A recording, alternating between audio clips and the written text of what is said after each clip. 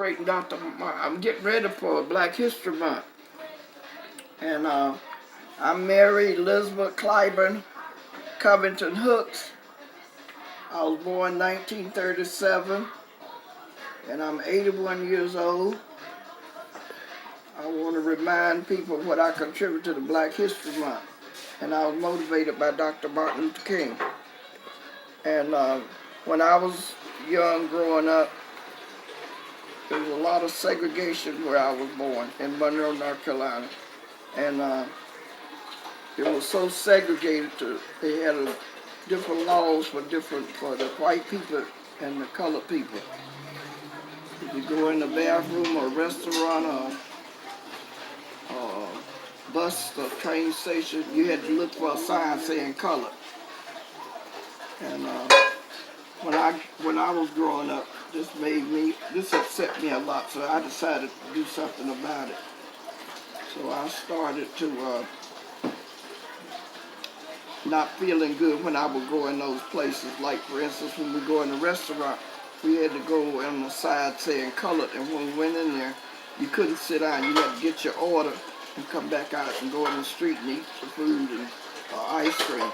And one time I went in the Royal ice cream place to get some ice cream, and when I got back out there, it started raining real hard, so I had to run as fast as I could because it was melting. And it was melting. And so one Sunday we were out with some of my friends. There was 7 or 8 of us, and we were out riding around. And I started telling them about the experience I had had at the Royal ice cream place. So we decided to go, on the spur of a moment, to go over there.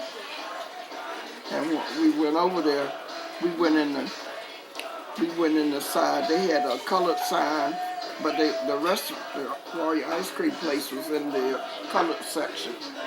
But at the side door or back door, they had a sign saying white only. So we decided to go in that white only section, and we sat down, and then nobody come to wait on us. So we was with the Reverend Moore. So he decided to go up to the counter and ask for us to get waited on. I remember I wanted banana split, some of them on milkshakes, and some of them on the ice cream sundaes. So that's what we ordered. But then the waiter told us he couldn't serve us, because he couldn't serve colored, that we had to go on the other side, and then they'd be glad to serve it. So Reverend Moore told him, no, we want to be served in there. And when we went in there, the white people jumped up and ran outside like we were wild animals or something. And they were peeping back in the window at us. So we just sat there, and after a while, the owner came, the owner who owns the place, his name was Coletta. And he came over and said that he asked us to leave, either go to the colored side. And after we refused to go, he said he had to call the police and get us arrested.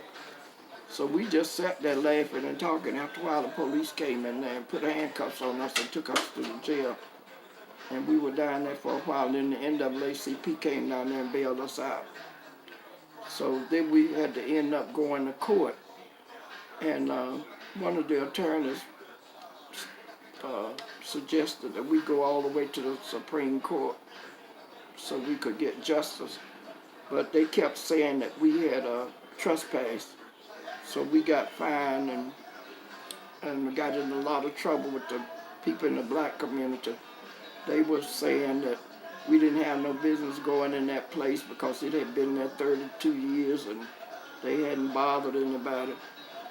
And so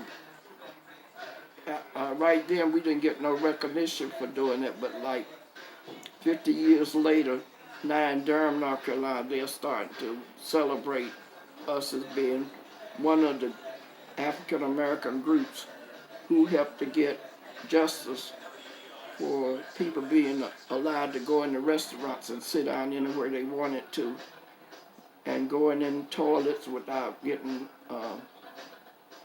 in trouble for going in there. And so we have to make it better for the African American people and other people of color. Now people can go in the restaurants without getting beat up or getting a fine. Used to, because that was something called a Jim Crow law.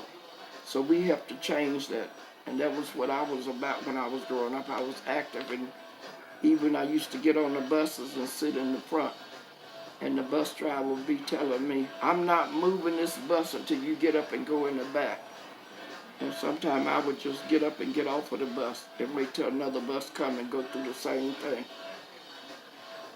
So that's why I always like to make sure people celebrate Dr. King's birthday and also Black History Month.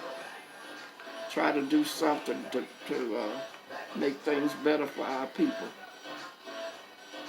It can be for everybody. I wasn't prejudiced about making it better for the colored people. I also like making it better because it seems like to me when people talk and be friendly with each other, they learn different things and they can function without being mad and don't get along. Yay! Thanks for sharing your story.